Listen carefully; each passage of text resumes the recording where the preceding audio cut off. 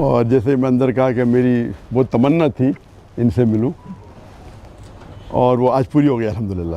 اللہ کا شکر ادا کرتا ہوں اس کی وجہ سے. ایک بار فون پہ بات ہوئی تھی چند ہفتے پہلے ان سے الحمدللہ. اور میں جانتا ہوں کہ جو بڑے عالم دین پاکستان کے ان میں سے ایک مولانا فضل الرحمان ہے ماشاءاللہ. اور ان سے ملاقات کی کافی تمنا تھی, اسی لیے میں نے کہا مستثنی صاحب سے کہ اگر میں کوئی ریلیجس شخص سے ملوں گا تو پہلے ان سے ملوں گا پاکستان میں. اور کچھ لوگ ملنے آئے تھے کل, میں پہلے ان سے ملوں گا باقی ملوں گا, تو ترتیب ہونا چاہیے. الحمدللہ جو ان کی خدمات ہے اللہ تعالیٰ اسے انشاءاللہ قبول فرمائے. جیسے کہ جانتے ہوں کہ میرا جو میری اسپیشلٹی ہے وہ ایک کمپیریٹیو ریلیجن, تقابلی ادیان. اور سیکنڈ ہے کہ جو لوگ اسلام کے خلاف یا اسلام کے خلاف جو تحریک ہے یا لکھتے ہیں یا تنقید کرتے ہیں, تو وہ میری اسپیشلٹی ہے کہ اس تنقید کا جواب دے. تو میں ایک الگ فیلڈ سے ہوں, اور یہ دعوتی میدان میں متاثر ہوا شیخ احمد دیدات سے.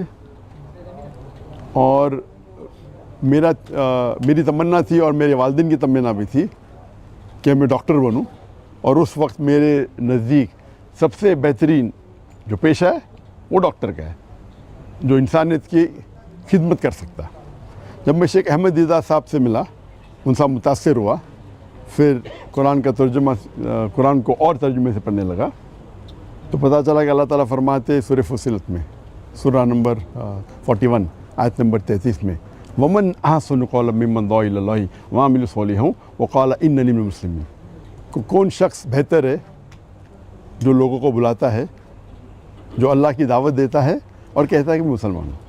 تو اس سے ظاہر ہے کہ اللہ تعالیٰ کے نزدیک قرآن مجید میں سب سے بہترین پروفیشن پیشہ ہے وہ داعی کا ہے. تو جب مجھے ایک اچھا پیشہ ملا جو ڈاکٹر سے بھی اچھا ہے, تو میں تبدیل ہوا doctor of a body to doctor of a soul. ایک طبیب سے جو بدن کا ڈاکٹر ہے طبیب ہے, میں کنورٹ ہوا روح کے طبیب کے ساتھ. علم الابدان سے علم الادیان. الحمدللہ. اور جیسے کہ آپ لوگ جانتے ہوں گے کہ میرے زبان میں لکنت تھی, کہتے ہیں اسٹیمرنگ. اور جب بچپن میں کوئی مجھے پوچھتا تھا تمہارا نام کیا ہے, میں نام ذاکر ہے, یہ زبان میں لکنت تھی. اور ایک شخص اگر خواب میں سوچنا چاہتا ہے, کچھ بھی سوچ سکتا ہے, خواب ہوتا ہے.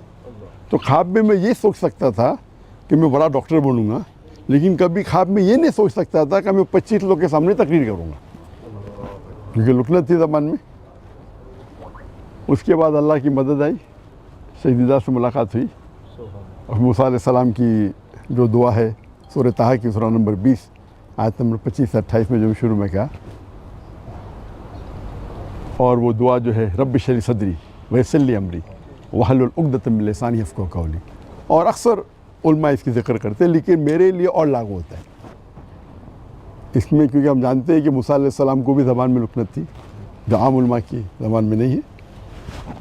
اور اللہ سے دعا کرتے کہ صدر کو بڑا کرو, اور جو لوگوں کے بیچ میں جو درار ہے, جو بیریئر ہے, اسے نکال دے. اور زبان کا بیریئر بھی تو میرے ڈبل لاگو ہوتا ہے, کیونکہ میرے زبان میں لکنت ہے.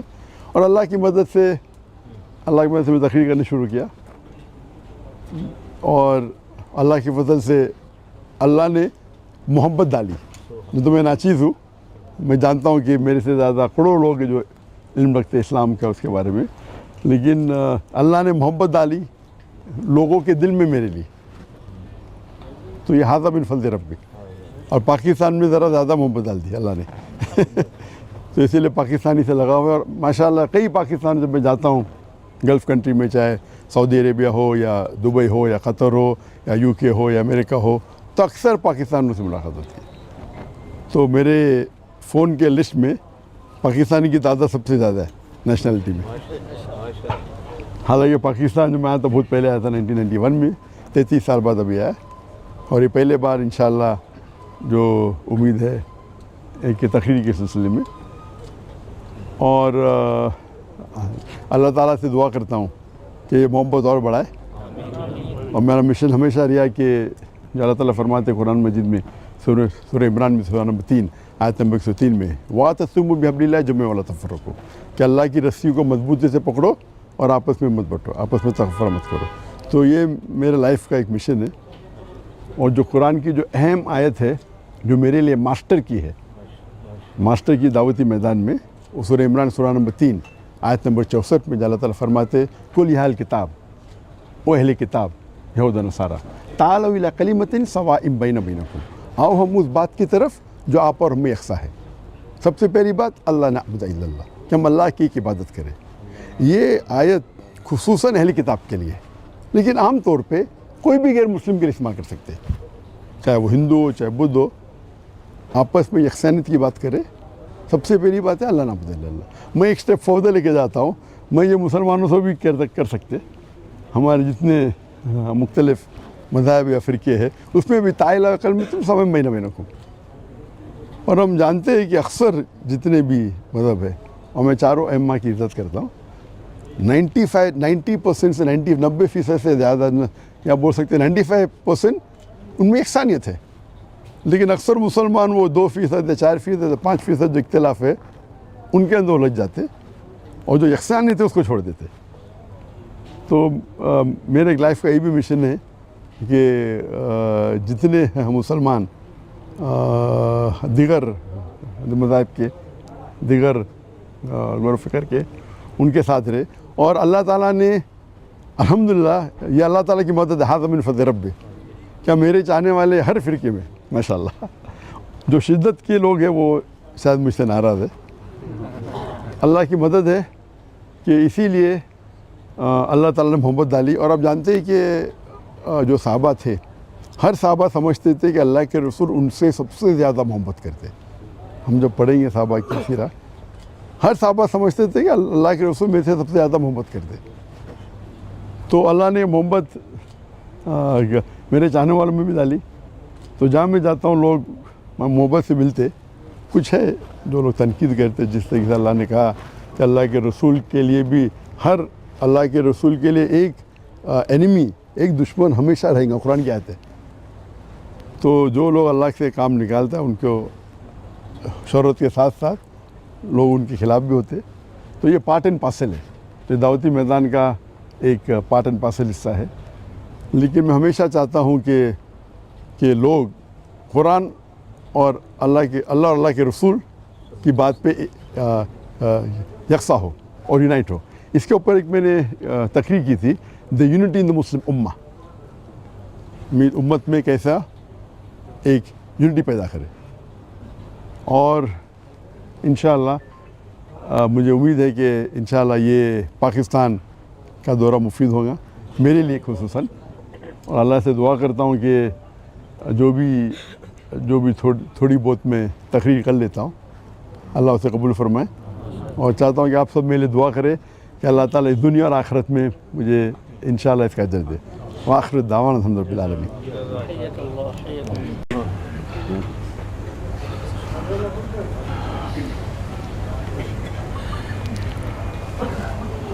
بسم اللہ الرحمن الرحیم وصلی اللہ علی النبی الکریم وعلی آلہ وصحبہ وبارک وسلم.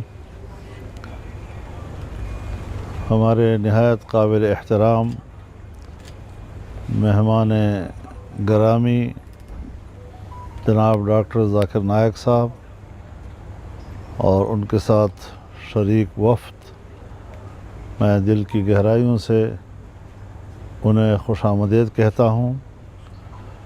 جس طرح ہمارے گھر کو انہوں نے آج رونق بخشی, ان کی تشریف آوری سے ہمارا پورا ملک خوش قسمت ہے. اور پورے ملک میں ان کے لیے ایک استقبال ہے, ان کے لیے خوش آمدید ہے. اور اللہ تعالیٰ سے دعا ہے کہ اللہ تعالیٰ ان کی یہ تشریف آوری ان کے عزت میں بھی اضافے کا سبب بنے, اور جو مشن ان کے سامنے ہے دین اسلام کی دعوت کا, اس میں مزید اللہ تعالیٰ برکت نصیب فرمائے. اس میں کوئی شک نہیں ہے کہ آج کے دور میں اسلام پر ہر طرف سے حملے ہو رہے ہیں اور طرح طرح کے سوالات لوگ اٹھا رہے ہیں، اور جس طریقے سے ڈاکٹر صاحب ان کے سوالات کا جواب دیتے ہیں، حوالہ جات کے ساتھ دیتے ہیں، نقلی جوابات بھی ہیں اور عقلی جوابات بھی ہیں، لاجک کے ساتھ بھی گفتگو کرتے ہیں، اور جس سے کہ یہ امت مسلمہ کی طرف سے ایک دفاع ہوتا ہے، دین اسلام کی طرف سے ایک دفاع ہوتا ہے، اور جس میں صرف مسلمانوں کو وحدت کی دعوت نہیں بلکہ غیر مسلموں کو بھی اسلام کی طرف دعوت دینے کا سبب بنتا ہے، اور بہت سی دنیا کے مسلمان وہ ان کی دعوت پر مسلمان بھی ہوئے ہیں، ایمان کے نور سے منور ہوئے ہیں، کلمہ شریف ان کو نصیب ہوا ہے۔ تو ظاہر ہے کہ ان کی مشن اور ان کی محنت اور ایک مسلسل جدوجہد کے نتیجے میں اللہ تعالیٰ نے یہ نتائج مرتب کیے ہیں، اور یہ محنت ایک ثمرآور محنت ہے۔ اللہ تعالیٰ ہم سب کو صراط المستقیم پر چلنے کی توفیق بھی عطا فرمائے، استقامت بھی نصیب فرمائے۔ میں دل کی گہرائیوں سے آپ کی طرف سے بھی، پوری جماعت کی طرف سے، جمعیت علماء اسلام پاکستان کی طرف سے، پورے پاکستانی قوم کی طرف سے ان کو خوش آمدید کہتا ہوں دل کی گہرائیوں سے۔ اور وہ یہاں پر مہمان نہیں ہیں، وہ یہاں میزبان ہیں، اور یہ ان کا اپنا گھر ہے، اور ایک اسلامی ماحول اور مسلمانوں کا ماحول ان کو نصیب ہے، تو یقیناً وہ پاکستان میں اپنی موجودگی کو انشاءاللہ سکون کا باعث سمجھیں گے، راحت کا باعث سمجھیں گے، اور اللہ کرے کہ ان کی پاکستان میں موجودگی مسلسل سکون، راحت اور اطمینان کا ذریعہ بنے۔ وآخر دعوانا ان الحمدللہ رب العالمین۔ دعا کر لیتے ہیں پھر جی سارے۔ مولانا حسن محمود صاحب ذرا آگے تشریف لیں۔ مولانا